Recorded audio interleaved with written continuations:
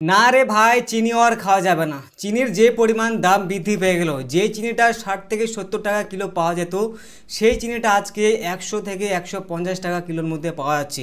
এত পরিমাণ চিনির দাম পেয়ে গেল, বৃদ্ধি পেয়ে গেল। এই স্বাধীন বাংলাদেশে চিনি খাওয়া নিষিদ্ধ করতে লাগবে। চিনি আর খাওয়া যাবে না। শুধুমাত্র চিনি নয়, এখানে পেঁয়াজ, কাঁচামরিচ, রসুন, আলু, টমেটো, যত রকমের জিনিস আছে, সমস্ত রকম কাঁচামাল আছে, সমস্ত প্রকার জিনিস কিন্তু নিষিদ্ধ করতে হবে। এর পরিবর্তে শুধুমাত্র ইলিশ খেয়ে থাকতে হবে। আর ইলিশ খাবেও কিভাবে? ইলিশের দাম শুধুমাত্র 50 থেকে 60 টাকা কমেছে। যে স্বাধীন বাংলাদেশে এখন বেঁচে থাকতে হলে সাধারণ শুধুমাত্র পান্তা ভাত খেয়ে থাকতে হবে। যে পরিমাণ দাম বৃদ্ধি পেয়ে যাচ্ছে বাংলাদেশের বাজারে, বাংলাদেশের মার্কেটে, আর এমনটাই কথাবার্তা চলছে বাংলাদেশের সোশ্যাল মিডিয়ায়, এবং বাংলাদেশের সাধারণ মানুষ কিন্তু এমনটাই বলছে। যেমন ভারতে এখানে নির্দিষ্ট কোনো মূল্য নির্ধারিত হয় যে এত দামে পাওয়া যায়, তবে বাংলাদেশে কিন্তু সেরকম মূল্য নির্ধারণ হয় না।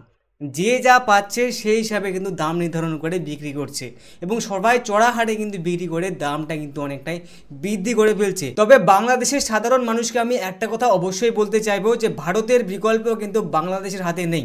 ভারতকে বয়কট করে বাংলাদেশ কোনোভাবে চলতে পারবে না, কেননা যে পরিমাণ প্রোডাক্ট ভারত থেকে ইম্পোর্ট করে নিয়ে আসে বাংলাদেশ, সেই পরিমাণ প্রোডাক্ট যদি অন্য কোনো দেশ থেকে নিয়ে আসতে চায়, তাহলে কিন্তু সেই মূল্যটা, সেই বাজার মূল্য যে পরিমাণ এখন বর্তমানে পাওয়া যাচ্ছে, সেই পরিমাণ কিন্তু দাঁড়িয়ে পড়বে 300 থেকে 400 টাকা কিলো চিনি পড়িয়ে দাঁড়িয়ে যাবে।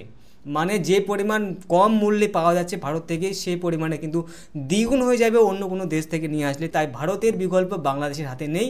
আর এই যে বিকল্প, যতদিন না পর্যন্ত বাংলাদেশ স্বয়ং সম্পূর্ণভাবে উৎপাদন না করছে, ততদিন পর্যন্ত ভারতকে বয়কট করে বাংলাদেশ এক মুহূর্ত চলতে পারবে না। এটা কিন্তু অবশ্যই মানতে হবে বাংলাদেশকে।